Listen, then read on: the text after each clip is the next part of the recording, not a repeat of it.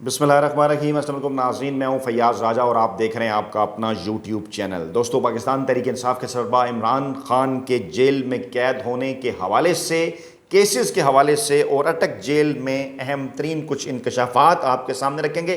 ख़ास तौर पर इमरान खान के खाने में जहर दिए जाने के खदशात के हवाले से बुशरा बेगम की जानिब से भी खदशा जाहिर किया गया। इस्लामाबाद हाई कोर्ट के अंदर पाकिस्तान तहरीक इंसाफ के वकला ने यह दरख्वास्त भी दायर कर दी कि इमरान खान को घर का खाना पहुँचाने की इजाज़त दी जाए। कुछ बड़ी डेवलपमेंट्स और ख़ास तौर पर जंग ग्रुप का इंतहाई घटिया मजमूम और मनफी किरदार इमरान खान के खिलाफ एक बेबुनियाद प्रोपेगेंडा करने का, और फिर सुप्रीम कोर्ट ऑफ पाकिस्तान के अंदर कोयटा वकील कत्ल केस का मामला, इस्लामाबाद हाई कोर्ट के अंदर तोशाखाना रेफरेंस जो है उसके ऊपर पाकिस्तान तहरीक इंसाफ की अपील की समाअत जो कि चीफ जस्टिस आमिर फारूक साहब ने की और जस्टिस तारिक महमूद जहांगीरी साहब ने की, उसकी तफसीलात और दोनों जगह के ऊपर वकला को रिएक्शन क्या है, वकला का रिएक्शन क्या है। जहां पर पाकिस्तान तहरीक इंसाफ के वकला हैं उनके साथ इस्लामाबाद हाई कोर्ट के अंदर और इस मामले में क्या सलूक किया जा रहा है, और जहां पर इमरान खान के मुखालिफ वकला हैं वकील कत्ल केस के अंदर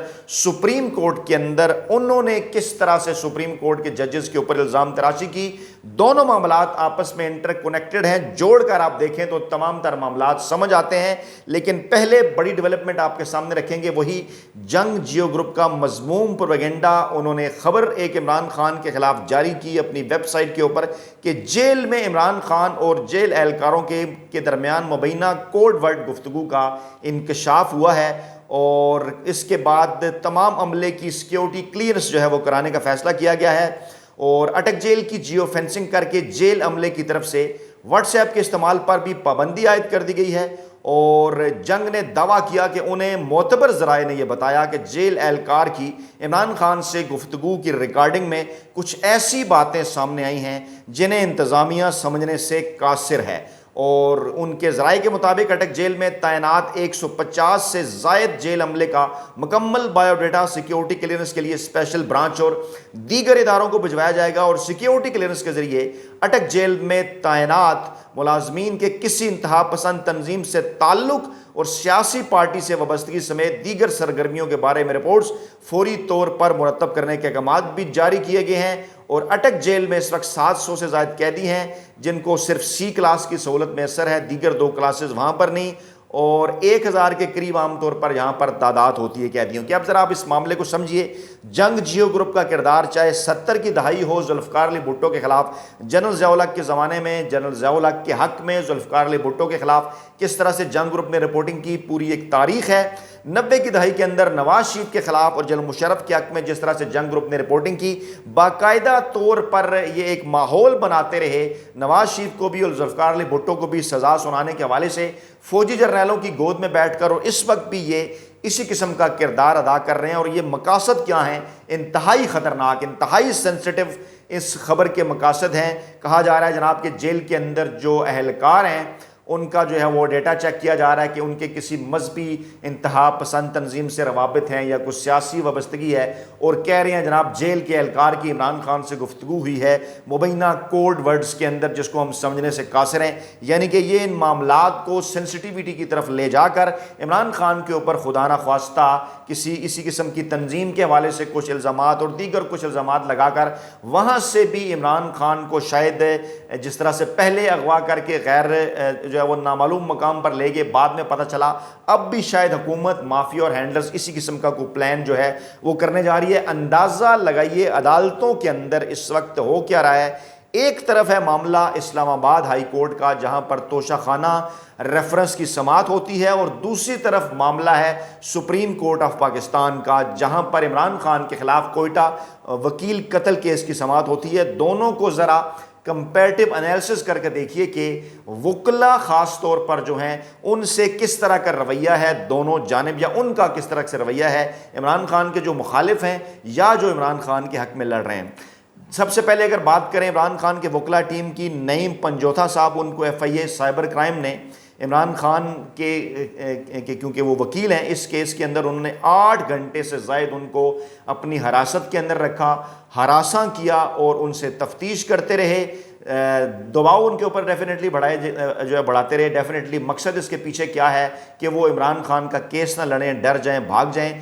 दूसरी जानिब उनके जो दूसरे वकील हैं ख्वाजा हारिस, उनको भी FIA ने तलब कर लिया और उनके मुतल्लिक भी यही इतलात हैं। आज उन्हें जो है वो 2 बजे तलब किया गया था और इस्लामाबाद हाई कोर्ट के अंदर उन्होंने दलाइल भी देने थे। वहाँ पर इस्लामाबाद हाई कोर्ट के अंदर उन्होंने जो है वो ये मामलात इस्लामाबाद हाई कोर्ट के सामने भी रखे।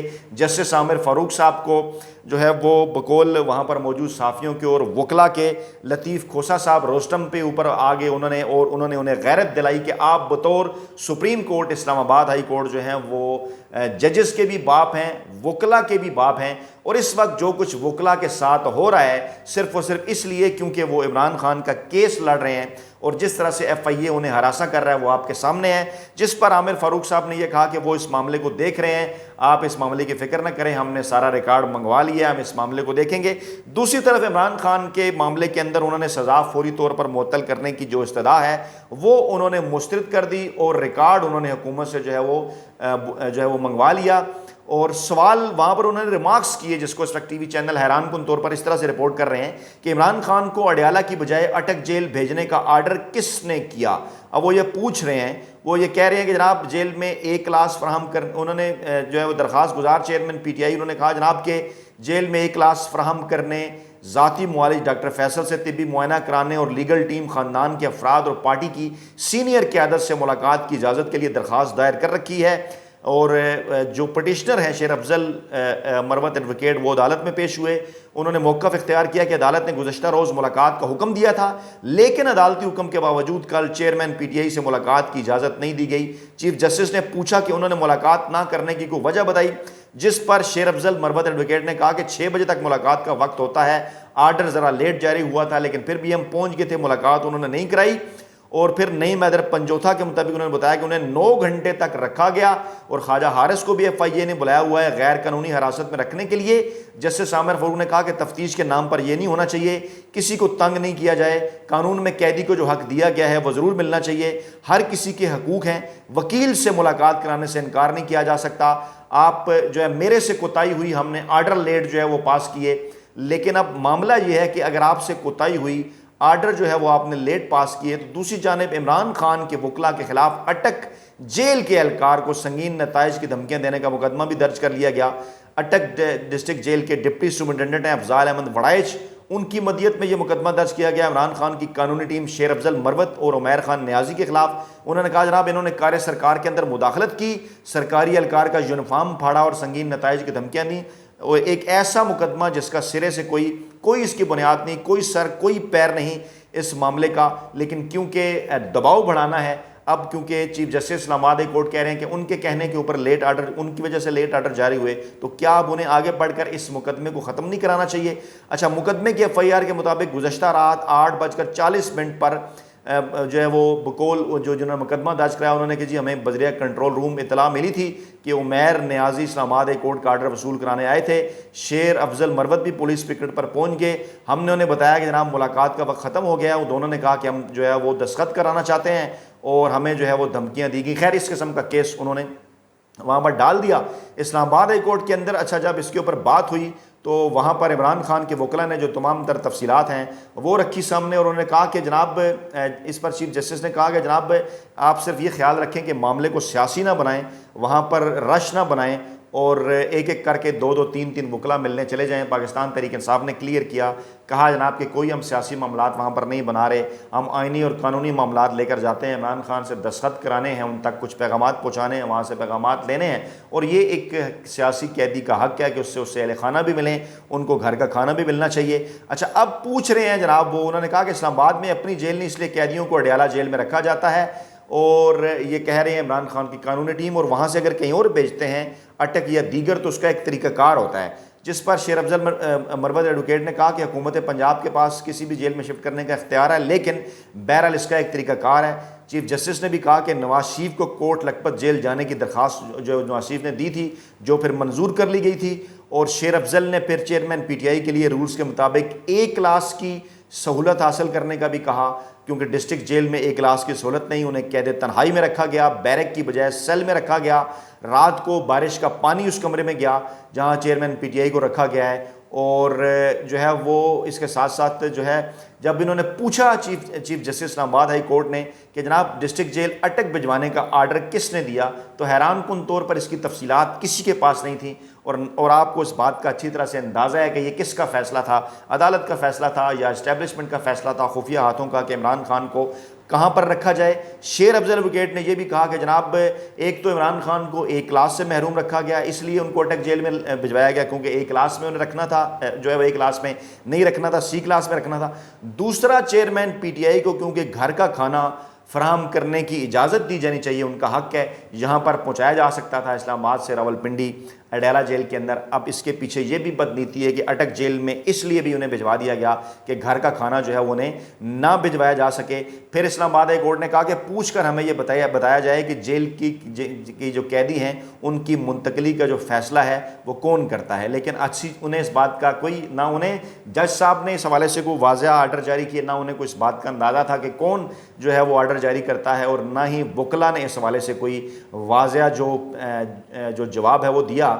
लेकिन अब इसी दौरान होता क्या है, सुप्रीम कोर्ट ऑफ पाकिस्तान के अंदर होती है केस की समाअत। अब वहाँ पर देखें जो वकला हुकूमती वकला हैं या इमरान खान के मुखालिफ वकला हैं, उनका अदालतों के साथ क्या रवैया है, और इमरान खान के वकला के साथ मुल्की इदारे जो हैं इस वक्त उनका क्या रवैया है। वहाँ पर आज क्या हुआ, इमरान खान के ख़िलाफ़ कोयटा वकील कत्ल केस की समाअत थी। वकील इमरान खान के मुखालिफ जो थे वकील अब्दुल रज़ाक शर के, जो उनकी जानिब से वकील अमानुल्लाह कनज़ई और जजेस के दरमियान शदीद गर्मा गर्मी देखने में आई। 3 रुकनी बेंच था, जस्टिस यहिया अफरीदी समाअत कर रहे थे और जनाब साथ उनके जस्टिस मुज़ाहिर अकबर नकवी थे, और इसके साथ साथ जो है वो जस्टिस हसन अज़हर रिजवी थे।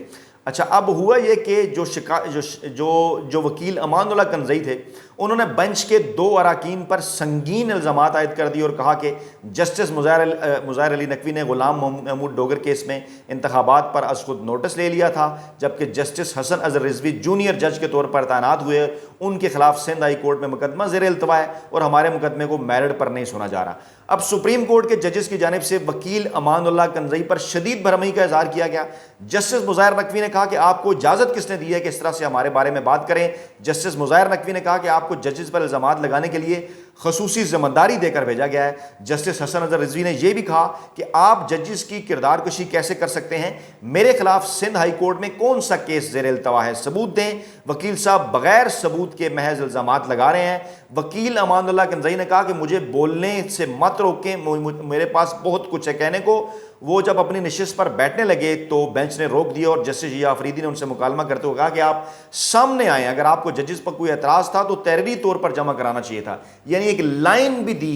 इमरान खान और पाकिस्तान तहरीक इंसाफ कितनी दफ़ा जजेस पर एतराज़ दायर कर चुके हैं, chief justice Islamabad high court justice Aamir Farooq पर या दीगर जजेस पर, हुमायूं दिलावर पर, उनकी बात कहाँ सुनी गई? क्या उनके कहने के ऊपर जजेस तब्दील किए गए? और यहाँ सुप्रीम कोर्ट ऑफ पाकिस्तान के अंदर कोई भी मामला हो जो इमरान खान के खिलाफ हो या इंतखाबात के हवाले से हो, हुकूमत के एतराज़ात आ जाते हैं जजेस के ऊपर और जजेस तब्दील भी हो जाते हैं, जबकि ये मामला हाई कोर्ट या सेशन कोर्ट के अंदर नहीं हो रहा। अच्छा, अब क्योंकि यहिया अफरीदी साहब ने अब ये लाइन भी बकौल कुछ कानूनी माहिरीन के उन्हें दे दी कि आप इस तरह से एतराज़ करें, लिख कर दें। जस्टिस हसन अज़हर रिजवी फ़ौरन बोले और उन्होंने जस्टिस यहिया अफरीदी से मुकालमा करते हुए कहा कि इन्हें कहें जो इल्ज़ामात लगाए हैं इनके सबूत दें, वरना इन्हें तौहीन अदालत का नोटिस करेंगे। जस्टिस मुज़ाहिर अली अकबर नकवी ने कहा कि आपने जो इल्ज़ामात लगाए हैं उसका जवाब देना होगा, हम कमज़ोर नहीं हैं। जिस पर वकील अमानुल्लाह ने कहा कि जज साहब आप चलाएं मत, मैं आपका ग़ुलाम नहीं, आम शहरी हूँ, मुझे राय की आज़ादी हासिल है। जिस पर जस्टिस मुज़ाहिर अली अकबर नकवी ने कहा कि क्या हम ग़ुलाम हैं?